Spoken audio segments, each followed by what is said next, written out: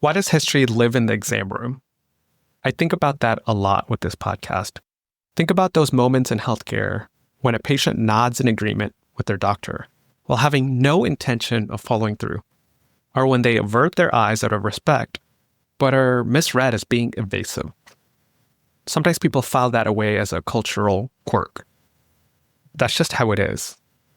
But as healthcare professionals, I believe we have an obligation to understand the source, to dig deeper into why patterns exist, especially when answers are there if you're willing to look. Sometimes these moments are echoes of historical experiences, which are passed on from generation to generation. And that's how I want to start our series on Japan. Hi, I'm Dr. Raj Sundar, a family physician and a community organizer. You're listening to Healthcare for Humans, the show dedicated to educating you on how to care for culturally diverse communities so you can be a better healer. This is about everything that you wish you knew to really care for the person in front of you, not just a body system. Let's learn together. Welcome to part one of our two-part reflection series on Japanese American healthcare experiences. When I created this podcast, I wanted to explore how different cultures navigate our healthcare system, not just surface-level interactions, but the deeper currents that shape care. In these episodes, we'll hear from Jeff, whose insights bridge professional expertise with lived experience. As Seattle's Health Integration Manager for Aging and Disability Services, Jeff works at the intersection of policy and community. But it's his perspective as Sansei, which means a third-generation Japanese American, that reveals how cultural heritage shapes present-day interactions. You'll learn about this here today, about what each generation is, and how each generation has a different history that has led them to a different belief system. In part one of this two-part series, we'll trace how waves of immigration, over 120,000 Japanese Americans between 1886 and 1924 alone, shaped distinct generational experiences. From the first generation, which is Issei, who left Japan during the Meiji Restoration of 1868, to Nisei, who faced internment during World War II, to today's Sansei and Yonsei, navigating modern healthcare as a new generation. We'll examine how historical events like this, and historical events like the 1908 Gentleman's Agreement to the 1924 Immigration Act, create unique healthcare perspectives that persist still today. In part two, we'll move from history to the living room, where we talk about traditional dietary practices and how family decision-making patterns influence medical choices. Without further ado, here's Jeff. Welcome to the show, Jeff. How did you end up in Washington, and what roles have you had in the state? So I am born and raised Seattleite. Both my father's family and my mother's family, my father's parents, immigrated to this country. My father's family over on the peninsula, and my mother's family more in the Seattle, Bellevue area. What roles have you had in your work?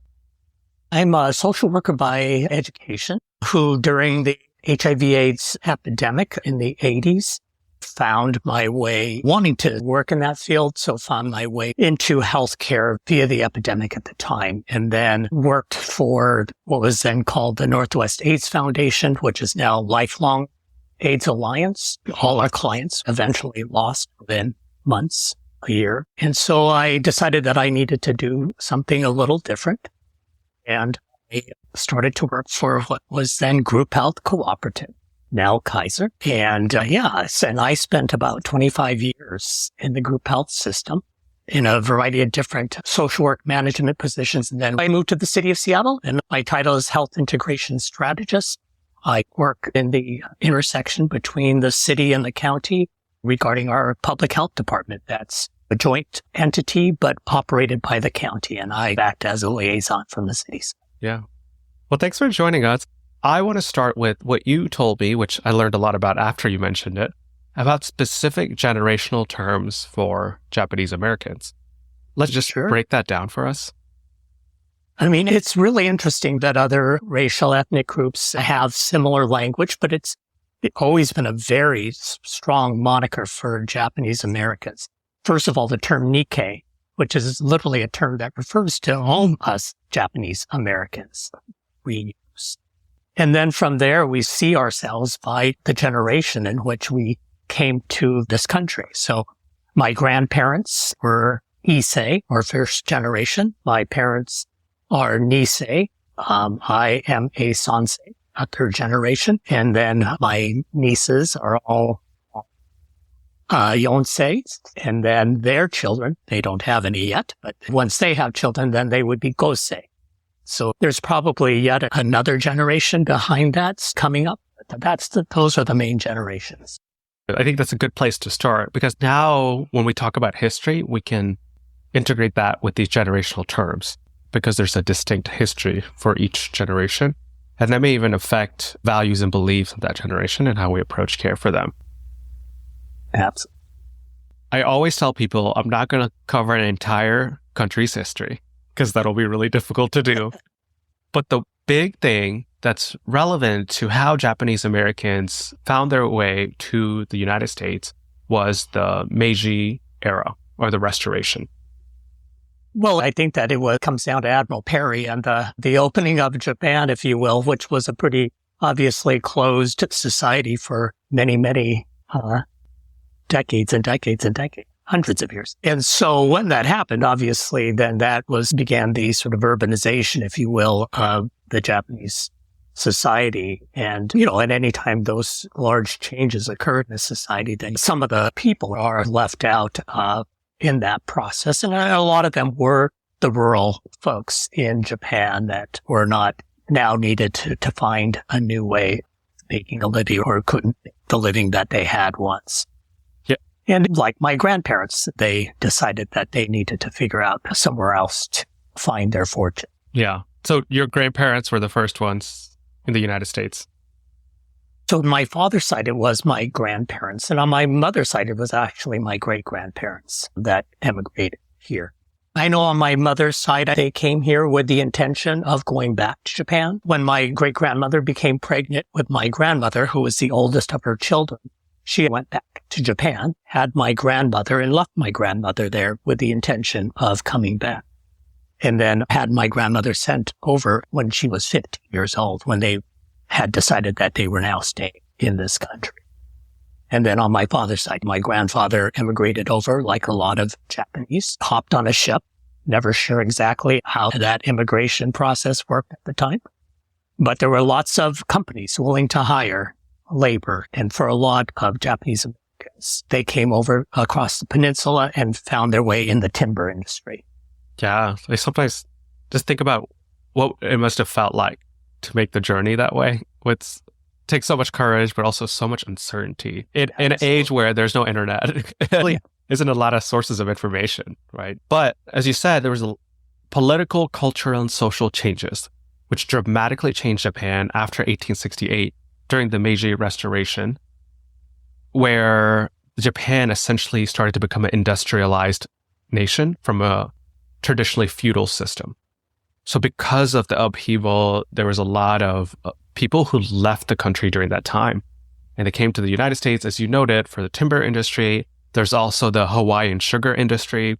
I think that was another big one. The railroads were being built. And we've already done the Chinese American series, so people may remember this, but in 1882, the Chinese Exclusion Act was passed. And that was also an impetus because Japanese came here, were supposed to be the replacement for the Chinese who were banned. And then they realized, quote unquote, they were good workers, so we can continue this until 1908. Where a gentleman's agreement was made, which limited immigration of Japanese laborers, so unskilled laborers, but businessmen, students, and spouses could come. So you can imagine there's an initial wave of just people from rural areas, farmers, and then the gentleman's agreement was made, which tried to, we'll say, stratify who could come in and filtered for just the elite or people who were well-educated. And then in 1924, with the Immigration Act of 1924, all Japanese people were banned. This is how the two generations come about, as you mentioned, that Issei was essentially coming from the Meiji Restoration. And then after 1924, there was no more immigration. The generation after that, the Nisei, were the first generation offspring who were born in the U.S., right? And Hence, from Hawaii, the coast to Washington State, we share a very similar history, if you will, of this very specific generation of families that sort of now were a part of America without further immigration for a long, long period of time. And so, if I meet another Japanese American of my age, I know their story to some degree because it's very similar to my story. Yeah. We are often talking about how people look for people who look like them when they're looking for care, because there's this implicit understanding, at least, of understanding what your life could have been like. And it's that much less of a burden to try to explain everything. And hopefully we get closer to achieving that no matter where you are. The next big thing was the 1942 executive order. I think the executive order number 9066.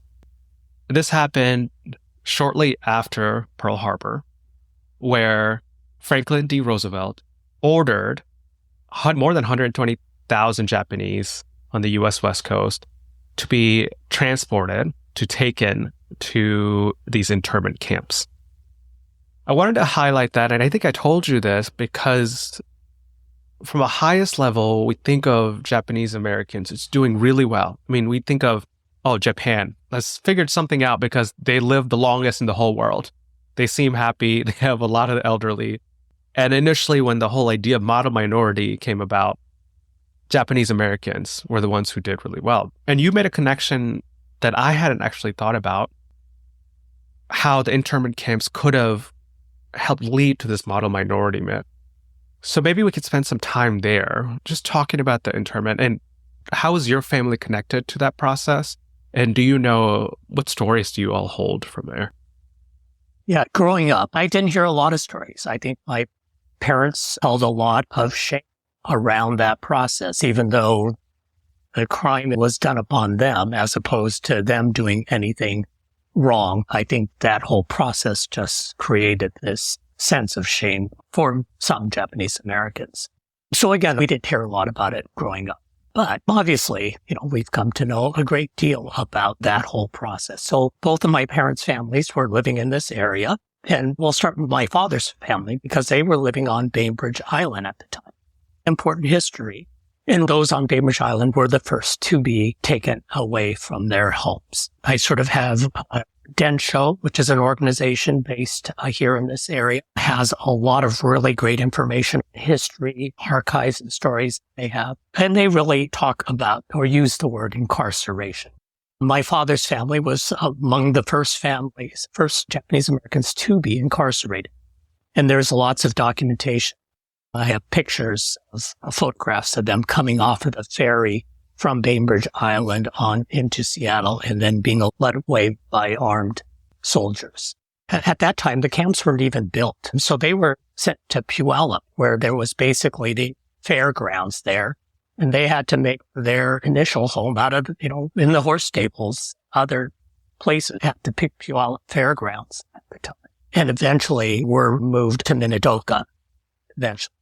Or in my mother's family, they were interned a little later, not too much, months later. They were all living in the Kent Valley area. My grandfather had a very successful hothouse business where he hothoused flowers to be sold mostly in the Seattle area. Anyway, they were sent to what was called a relocation center or an evacuation center.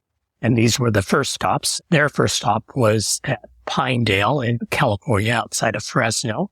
And then they eventually were incarcerated at Tule Lake, also California. The interesting story about Tule Lake, it eventually became the camp where we're told that if they wanted to be repatriated back to Japan, they could. And they had to sign this document basically saying that they did not hold their allegiance to this country. And hence, they had to put down no and no over two questions, and hence became known as the no-nos. And they were all eventually put into the Tule Lake camp. And my mother's family, my grandfather had become a great American patriot of sort. He wanted to be in this country. He loved this country.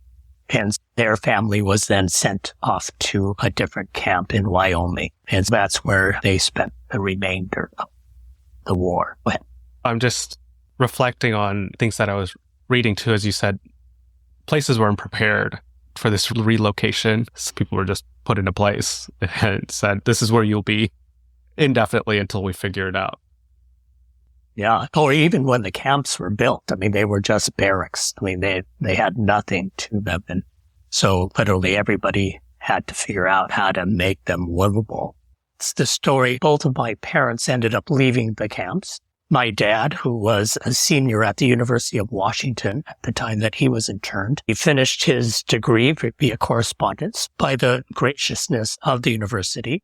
Obviously, this was done by our government, and there were lots of people who obviously supported it, but there were also lots of allies in the community who saw this as an unjust and were wanting to help out the way possible.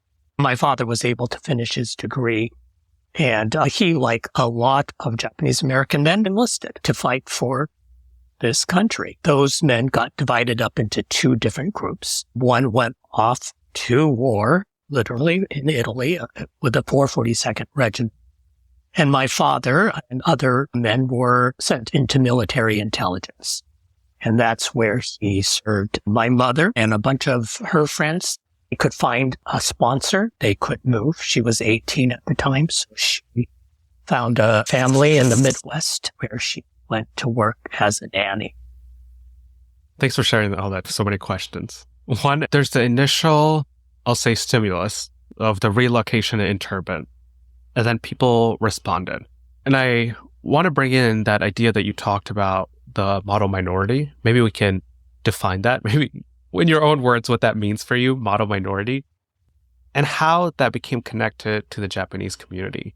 Because I think after the war, my parents, like a lot of people their generation, as well as their parents, they really felt like there's the sense of shame. I mean, there's a real sort of term that the Japanese use for that sense that they have. It's called hazukashi.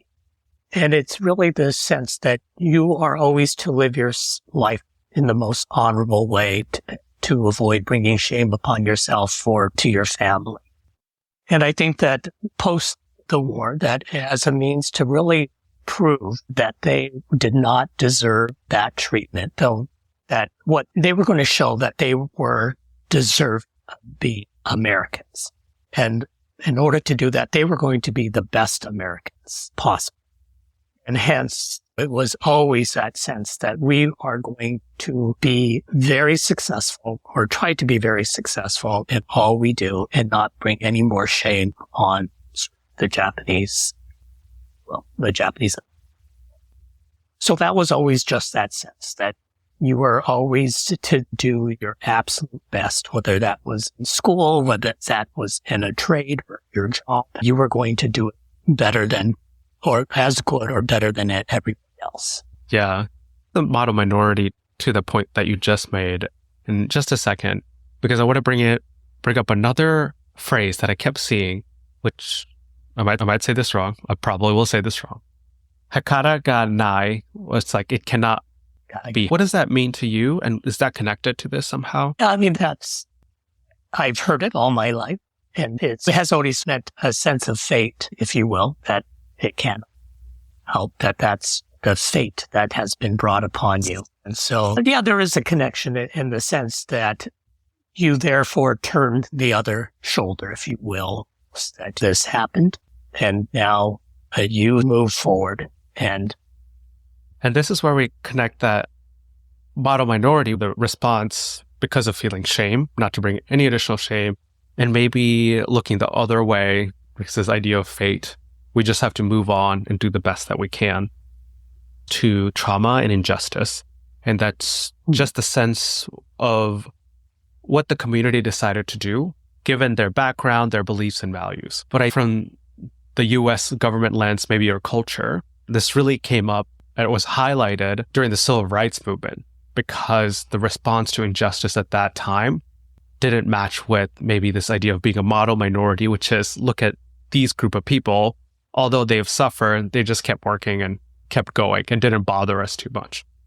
And we got to be careful not to dismiss either the community's response to it but just the fact that this became a comparison and a point of contention of what our roles are when we experience injustice government. Absolutely. Yeah, that sense of both living up to that model minority status and then also living it down, if you will, and not using it as an example of how everybody should deal with their oppression. And hence, it also became detrimental in a lot of other ways. You didn't get straight A's in school and you didn't succeed in whatever job or trade that you had, that somehow you were an anomaly of your sort of people, that somehow a greater failure somehow.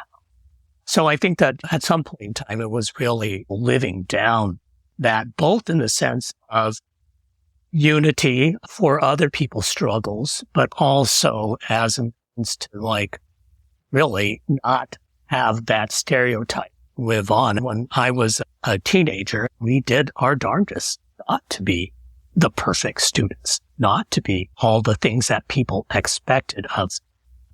We rebelled, and that was the way to rebel, was to really rebel against that stereotype that was then created. So there's a part of me that opposes a great dichotomy, in the sense that I'm very proud of the fact that my grandparents and my parents took the discrimination treatment that was put upon them and really said, well, forget, I'm going to succeed despite your efforts to put me down. And on some level, I'm very proud of that, but I also understand fully the oppressiveness of that sort of standard, how it's used against other people, other minorities, other people of color.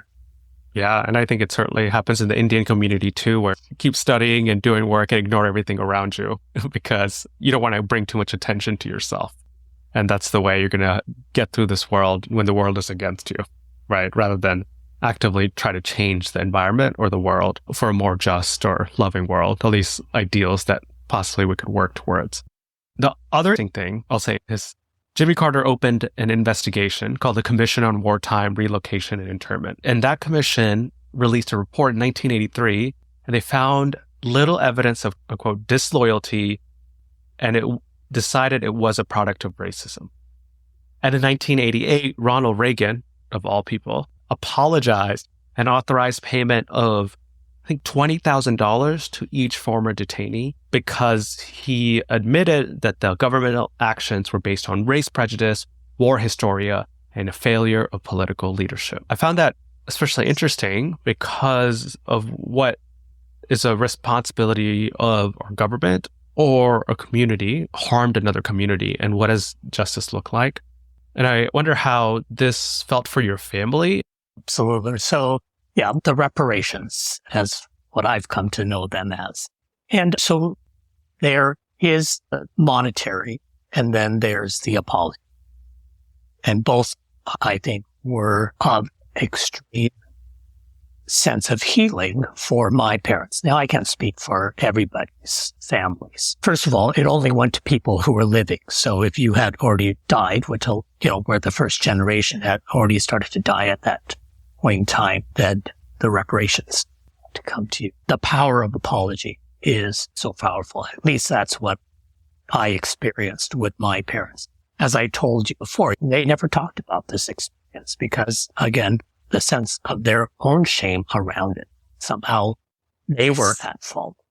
And that power of apology, I think, was their ability to talk openly about the wrong that their country had done to them. The money, I think, is very important. My parents turned around and handed it to their children. They were very proud of the fact that they were able to do that financially, which is great, but have those monies do with what they wanted. And I think the two are very important. They do go hand in hand. A simple apology may not have been reparations on their own were not enough.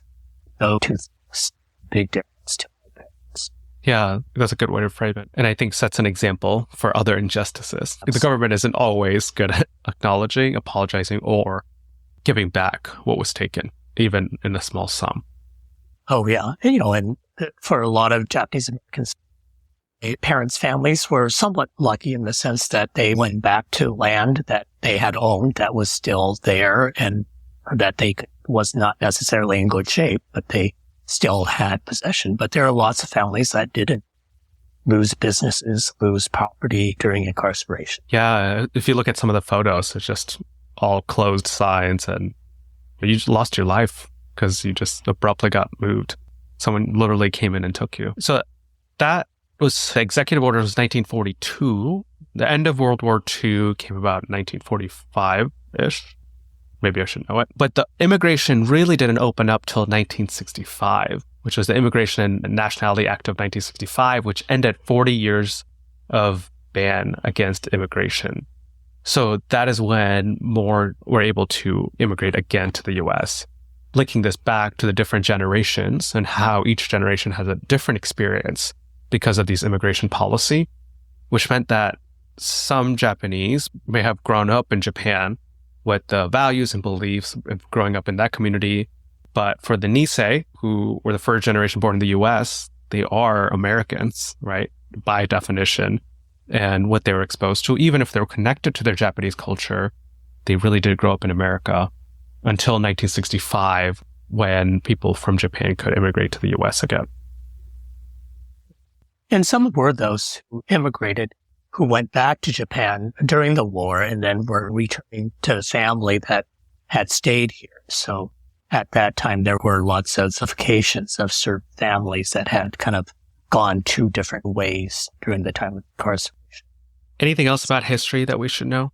No. I think that takes us to the Japanese-American history, as most of us have experienced that. It's a very similar history. Those who grew up in Hawaii have a little bit of a different history, particularly during the wartime. I mean, obviously, it's a very different place culturally. So a lot of Japanese Hawaiians came to the University of Washington to go to school. And so that was my first encounter with a lot of other Japanese Americans from Hawaii. And it was a very different experience. I mean, their lives were very different, obviously, just by weather, but also culturally, it was very interesting to see the differences between those of us who grew up along the Western Washington coast versus Hawaii. Yeah, that's a great point to be made about culture overall, because we talk about it in this podcast, but acknowledging that it's quite dynamic, which is why getting competent in a culture is not a realistic goal, because culture changes depending on situation, context, place. So Japanese in Japan versus in America versus Washington State versus Hawaii probably all hold nuances that don't translate to every single community.